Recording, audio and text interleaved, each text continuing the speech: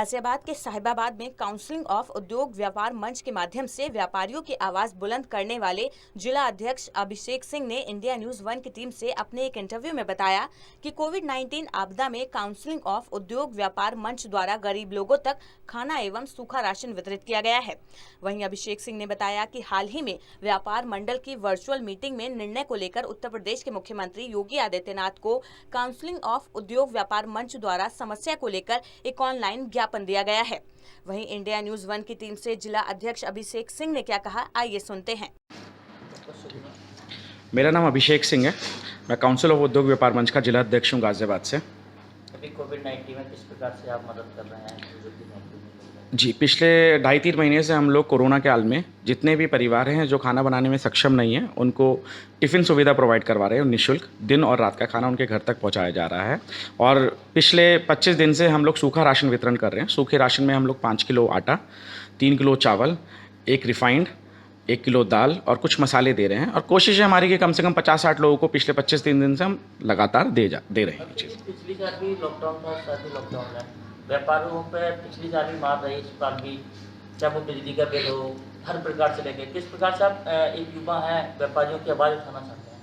जी बिल्कुल, देखिए मैं सरकार से ये कहना चाहूँगा कि इस तरह की जो वैश्विक महामारी आई है, इसमें सबसे ज़्यादा नुकसान अगर किसी वर्ग का हुआ है तो वह व्यापारी वर्ग है। व्यापारी वर्ग पिछले साल भी 2-3 महीने अपने घर में बैठा रहा, जिसमें उसका बिजली का बिल भी दिया गया, उसने अपनी स्टाफ की पेमेंट भी दी है, बैंक की किस्तें भी भरी हैं, उसने ब्याज भी दिया है, सब कुछ हुआ है। इस बार भी इसी तरह से व्यापारियों के ऊपर समस्या आ रही है।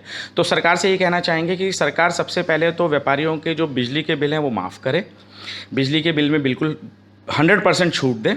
उसके बाद सरकार जितने भी व्यापारियों के ऊपर मुकदमे किए गए हैं इस महामारी में, इस वैश्विक महामारी में, अगर किसी व्यापारी ने अपनी दुकान खोली है तो उसका मतलब ये नहीं है कि वो अपराधी श्रेणी का व्यापारी है।